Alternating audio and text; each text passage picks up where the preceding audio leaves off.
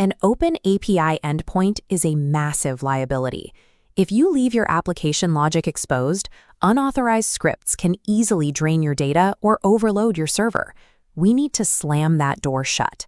By the end of this video, you will build a production-ready file upload API, fully protected by a local authentication strategy and JSON web tokens.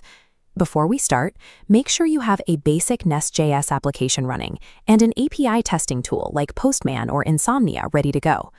Building a secure backend requires precise control over the sequence the framework uses to process every incoming request. NestJS handles inbound traffic through a highly specific pipeline called the request lifecycle. To secure our application, we have to know exactly where to place our defenses. When a request hits your server, the first layer it encounters is middleware. This is where global request parsing happens. Next, the request moves into guards. This is the explicitly designated layer for verifying a user's identity and checking their permissions. Once cleared by the guard, the request reaches interceptors. We use this layer to transform the request, or to handle incoming data like file uploads.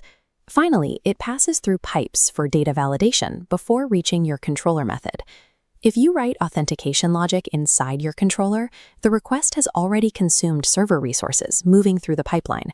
Guards operate upstream to ensure unauthorized traffic is rejected before it ever reaches your core application logic. Let's implement that first checkpoint.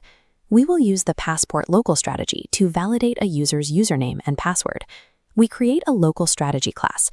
This takes the incoming credentials from the request and checks them against our user database using a dedicated user service.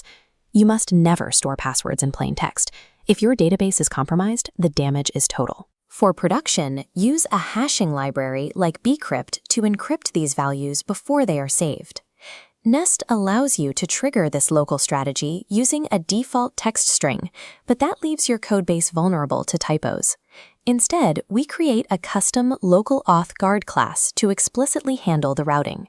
We apply this guard to our login route.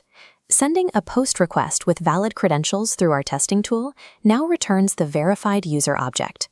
Local authentication verifies the user at the door, but it doesn't remember them for the next request. For that, we need a portable token system. To authorize subsequent requests without forcing the user to log in every time, we issue a JSON web token, or JWT. We update our login method to generate this token. It signs a payload containing the user ID and their access role, and then returns that token to the client. When we look closely at this token, it consists of three distinct parts: a header, a payload containing our nested user data, and a cryptographic signature to ensure it hasn't been tampered with. To enforce this on our endpoints, we implement a JWT strategy and a JWT auth guard. This requires any incoming request to present a valid token to proceed. The integrity of this entire system relies on your signing secret. Keep this value out of your application files entirely by managing it through secure environment variables. Let's test the sequence. If we try to hit our protected route without a token, the server immediately returns a 401 unauthorized error. When we attach our JWT as a bearer token in the request headers, the data is served successfully. Because the token itself carries the authorization data, your server doesn't have to look up the user's session in memory. This decouples authentication from server state, allowing you to easily scale your backend horizontally. Now we apply these security layers to a complex operation, handling multi-part form data for file uploads. We set up a dedicated upload endpoint and use a file interceptor, which is a built-in NestJS wrapper for the Multer library, to parse the incoming file. The architectural order here is critical. We place our JWT auth guard explicitly above the file interceptor decorator.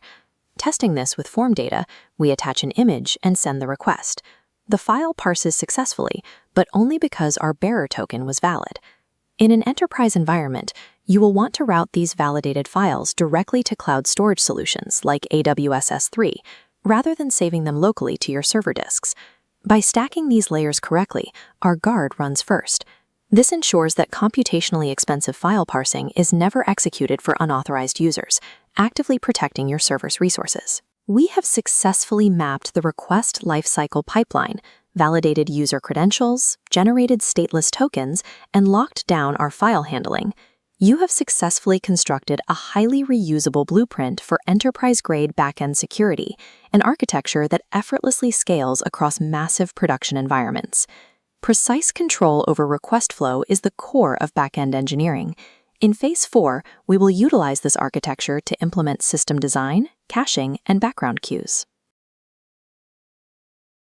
Enhance your coding skills with us. Don't forget to subscribe to Code 5 Food for the latest updates and tutorials.